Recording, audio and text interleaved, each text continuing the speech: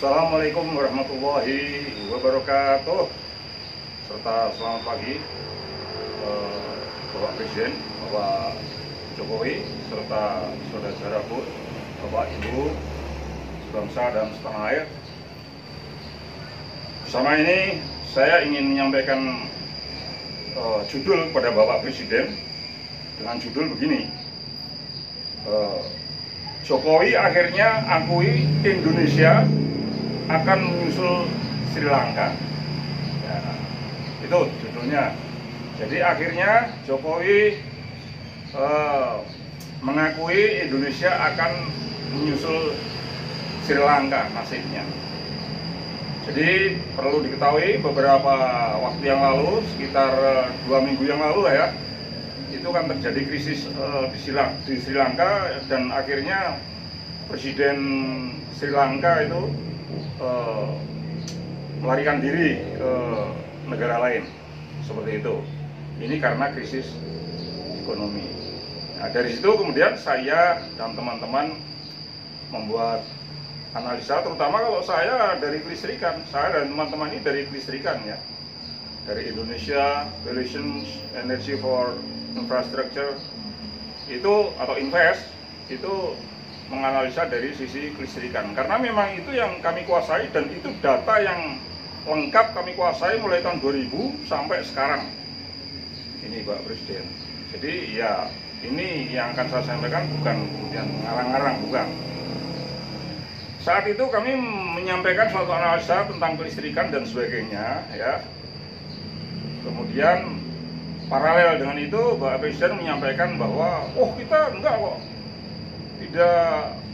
tidak akan seperti Sri Lanka, kita aman karena Indonesia memiliki parameter ekonomi makro ya, dengan kinerja yang bagus. Pertama, kemudian pertumbuhan ekonomi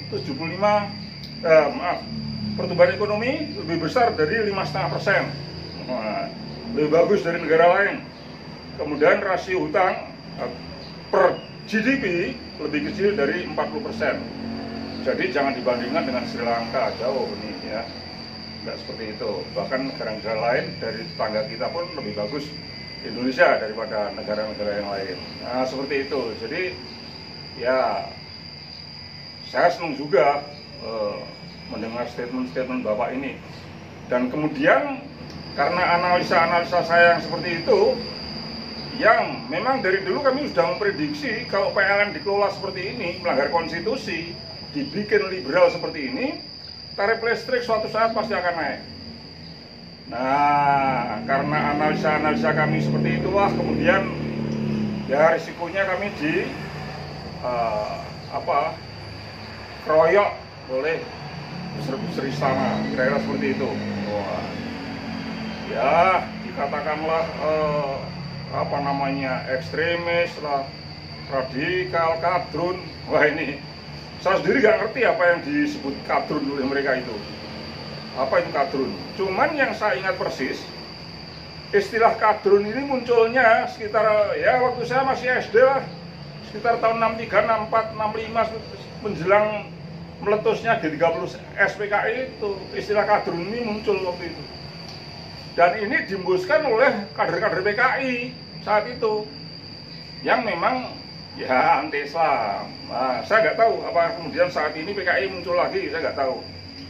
Jadi saat itu saya merasakan kalau misalnya kami di lereng Merbabu Magelang itu loh Pak, Bapak Presiden pasti tahu. Lereng Merbabu sebelah barat itu memang ya daerah Nahdlatul Ulama di sana. Nah, kalau kita ke Magelang, Magelang ini memang separuh PKI, separuh Islam kan gitu waktu itu. Yang kemudian berbenturan keras antara PKI dengan Islam itu, Islamnya adalah ya Banser itu, Ansor kalau waktu itu. Nggak tahu kalau sekarang ya, karena perubahan paradigma kemudian bergeser ke mazhab yang lain, saya nggak tahu. Tapi asal kita Jumatan di masjid besar Magelang itu, pulang itu pasti dikatain kadrun di tengah jalan. Nah ini mereka lah seperti itu. Nah nggak tahu sekarang itu dikatakan kadrun apa seperti itu. Padahal PKI kan udah bubar ya. Nah jadi seperti itu kejadiannya, sekali lagi saya menanggapi waktu itu, wah ini hebat juga Pak Presiden kita nih, optimis. Ya, optimis. Sebagaimana Pak Jokowi saat kampanye, saat talk show ya dengan lawan calonnya tahun 2014 dan 2019, saya melihat, wah jadi calon pemimpin itu harus optimis. Wah, pemimpin harus optimis. Ya, saya senang juga. Memang kita, apalagi pemimpin, harus optimis. Ya, saya menghormati lah ini wacana Bapak, mindset Bapak, pendapat Bapak. Itu merupakan hak Bapak dan ya pas lah, memang seorang pemimpin harus seperti itu. Tetapi ya kami juga memiliki hak konstitusi untuk menilai Bapak sebagai presiden kami, Pak. Gitu. Ya, jadi ya keoptimisan Bapak ini kalau menurut saya kemudian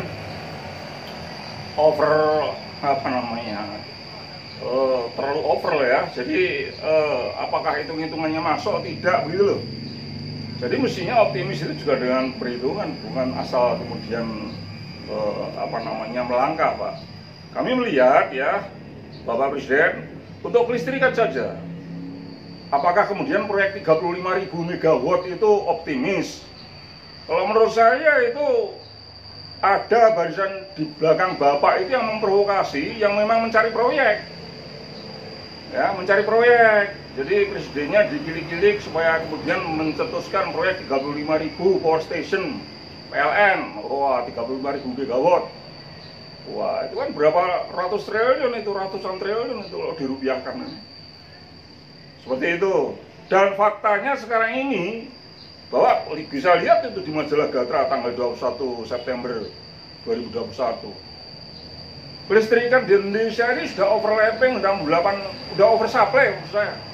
Sudah oversupply atau kalau bahasa PLN-nya itu reserve shutdown, mangkrak 68,1%, Pak Presiden. Dan itu yang tiap hari harus harus dibayar take or pay-nya. Karena apa, di dalam listrik swasta itu kan sebagian besar listrik swasta itu, Pak Presiden. Listrik swasta itu tiap harinya harus dibayar dengan klausul take or pay. Kerja nggak kerja, nganggur nggak nganggur, listrik swasta itu dibayar 70%, asumsi daya 24 jam tiap harinya. Berapa tetrawatt hour itu harus dibayar 70% minimal. Jadi mereka enak itu, listrik swasta itu. Perlu diketahui Bapak Presiden, untuk Jawa dan Bali itu kebutuhan tiap harinya sekitar antara 25 sampai 30.000 megawatt. Itu yang pembangkitnya PLN hanya 10%, nggak ada 10%. Hanya sekitar 2.500 sampai 2.700 megawatt aja yang dipakai. Sementara 22.000 megawatt itu sudah listrik swasta. Jadi udah mereka, ibaratnya kita udah jual ke mereka pembangkit-pembangkit ini. Inilah salah satu dari over optimistik tadi. Over optimistik. Jadi optimis yang bablasan. Itu dari pembangkit. Kemudian ya kami mengawati juga dari infrastruktur, misalnya adanya proyek kereta cepat Jakarta-Bandung. Proyek kereta cepat Jakarta-Bandung yang saat awal kontraknya, awal 2015 adalah 6,5 miliar US dollar ya, atau sekitar 86 triliun. Tetapi terakhir kan agak jadi membengkak lagi 1,6 triliun. Mengapa bisa seperti itu? Karena kontraknya EPC, Engineering, Procurement, Construction. Jadi memang tidak ada yang namanya feasibility study, tidak ada. Dan rata-rata proyek infrastruktur era Jokowi ini digarap dengan EPC. Kalau untuk tol, karena itu swasta, nggak masalah lah itu. Tapi kalau untuk seperti kereta cepat, kemudian proyek 35.000, ini kan ya paling tidak proyek 35.000 megawatt itu memang sebagian besar EPP swasta, tapi transmisinya siapa yang harus menanggung? Yang harus menanggung PLN. Itu sudah menjadi kesepakatan antara pemerintah Indonesia dengan kreditor, ya IMF, WB, EDB, yang kemudian dilanjutkan dengan China Development Bank sekarang ini. Itu seperti itu. Jadi PLN hanya ngurus transmisi dan distribusi, termasuk proyek untuk menyalurkan strumnya itu memang PLN. Kalau nggak ada transmisi distribusi, pembangkit tidak bisa menyalurkan strum, tetapi harus dibayar tiap harinya 70%. Itulah makanya PLN remuk-remukan. Dikabarkan bahwa PLN memiliki utang tembus dari 500 triliun terakhir-terakhir itu. Kemudian waktu itu pernah dikabarkan 650 triliun oleh Erick Thohir dan macam-macam. Dan untuk PLN ini, ya Bapak Presiden, untuk Jawa Bali sekali lagi hanya memiliki aset PLN itu kurang dari 10% aset di Jawa Bali. Pembangkitnya sudah saya sampaikan tadi hanya 2.500-300. Dan hanya transmisi dan distribusi sebenarnya yang dimiliki itu. Itu pun sudah disewakan ke kartel. Dan mereka yang memakai, PLN hanya menyewakan. Jadi PLN ini sebenarnya untuk Jawa Bali hanya jadi IO, event organizer. Begitu Bapak Presiden. Nah, sesuai dengan analisa atau hitung-hitungan di Mahkamah Konstitusi, yang waktu itu kita datangkan ahli dari luar negeri seperti Profesor David Doll, Dr. Lois Koral, Eli Rapner, kemudian yang Indonesia, para ahli dari ITB, Profesor Yanwar Sahrun, kemudian dari ITS, Pak Dr. Syarifudin, Bang Ihsanuddin Nursi, dan sebagainya. Banyak sekali ahli, baik di bidang teknik, bidang energi primer maupun listrikan, dan bidang sistem kita datangkan, dan juga bidang hukum terutama Profesor Harun Ar-Rasyid. Pada saat dihitung, pada saat dianalisa, kalau kelistrikan sudah seperti Jawa Bali ini, PLN hanya 10% kurang itu asetnya, itu yang akan terjadi adalah multi buyer multi seller system. Cuman masalahnya ini belum berlaku karena apa? Karena Menteri BUMN baru memprogramkan subholding itu untuk distribusi dan pembangkit itu. Padahal sesuai dengan konsep the Power Sector Structuring Program, yang namanya subholding itu adalah tidak hanya distribusi dan pembangkit, tetapi terutama adalah transmisi. Nah sekarang ini Menteri BUMN masih menahan, tidak perlu sampai subholding transmisi. Karena apa? Karena PLN P2B, pusat pengatur beban yang di Cinere itu masih dibutuhkan untuk mengendalikan subsidi. Artinya pemerintah PLN masih kemudian menginginkan harga listrik itu terkendali seperti sekarang ini, sehingga masih bisa dipilih bahwa yang dilepaskan subsidinya adalah yang 3.500 volt ampere, yang di bawah itu masih di subsidi. Itu kalau kemudian P2B, PLN P2B tidak bisa dipegang dan dilepas, nggak bisa itu. Dan itu nanti akan dilepas. Sekarang baru subholding, transmisi dan distribusi dan pembangkit yang mereka kejar-kejar agar PLN segera membuat itu. Tapi nanti ujung-ujungnya transmisi. Begitu transmisi nanti juga dibikin subholding, ya Bapak Presiden asal tahu aja, itu pemerintah tuh sudah tidak bisa mengendalikan kelistrikan Jawa Bali. Jawa Bali akan dikelola, akan dikendalikan oleh oleh swasta semua.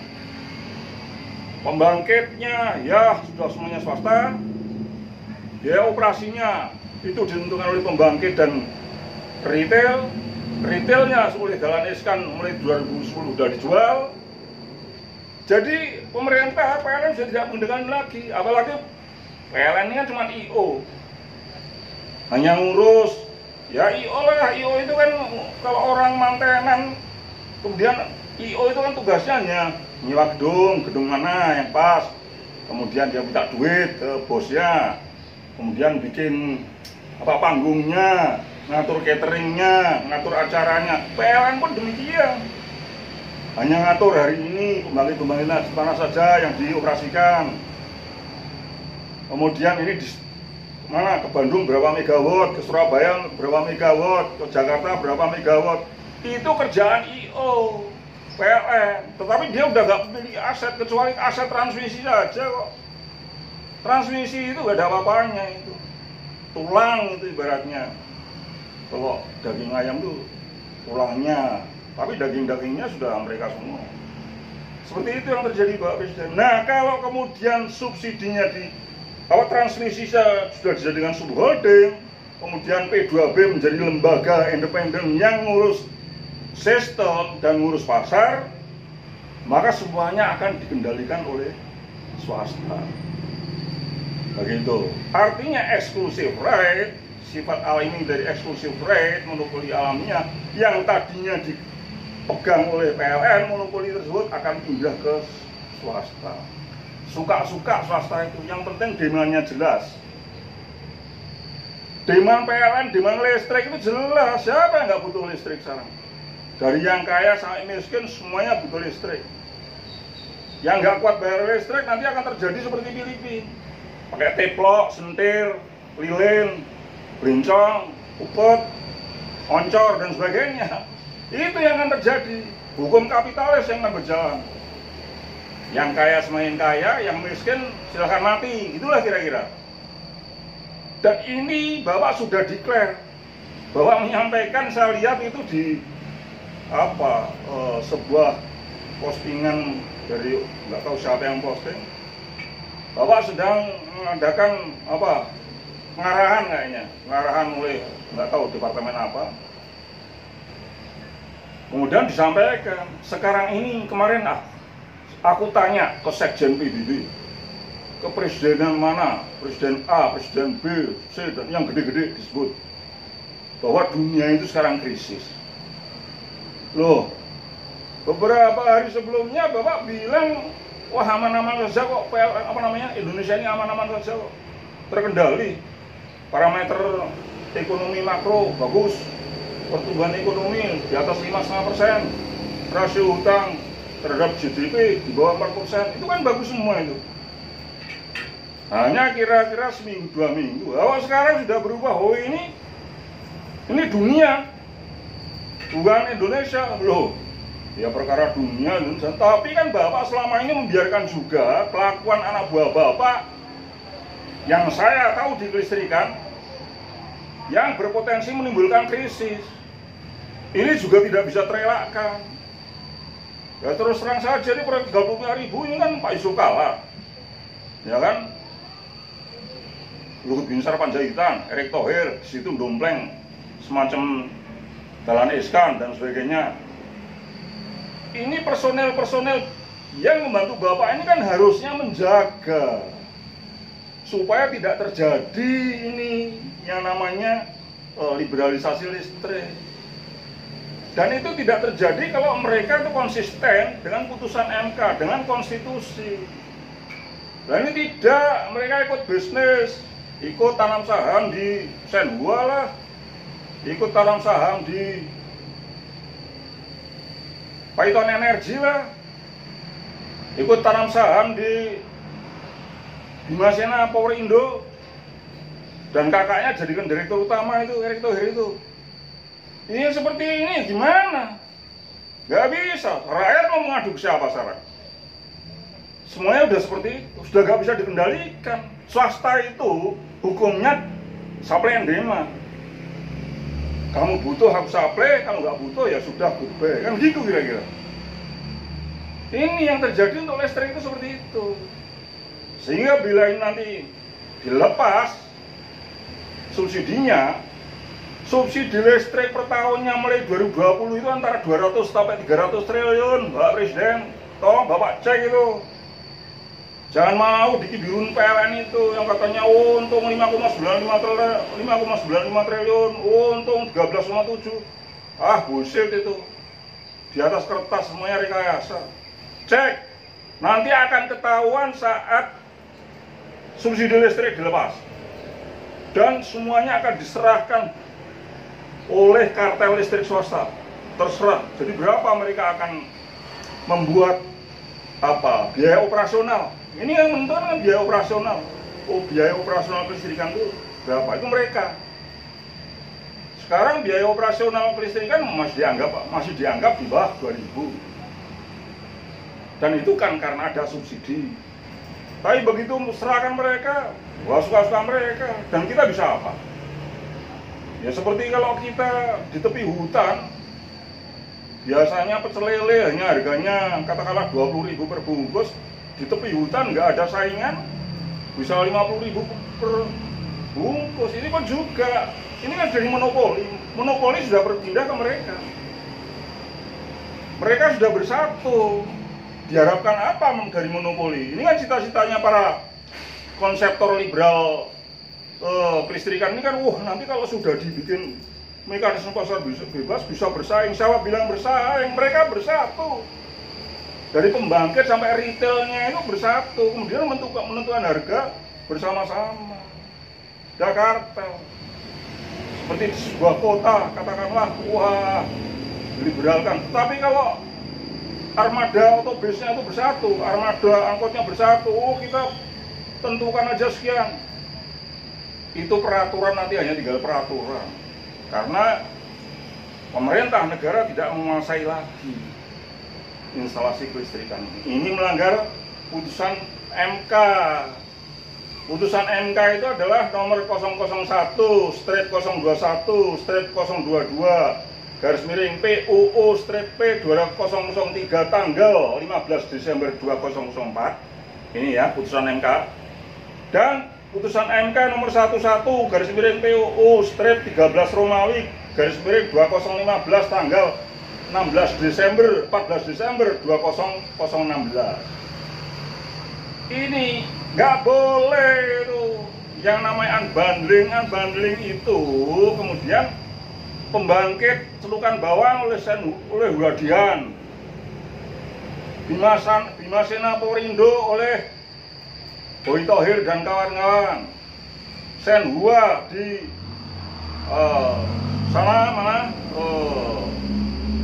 Banten oleh Cina Senhua dan sebagainya. Nggak boleh.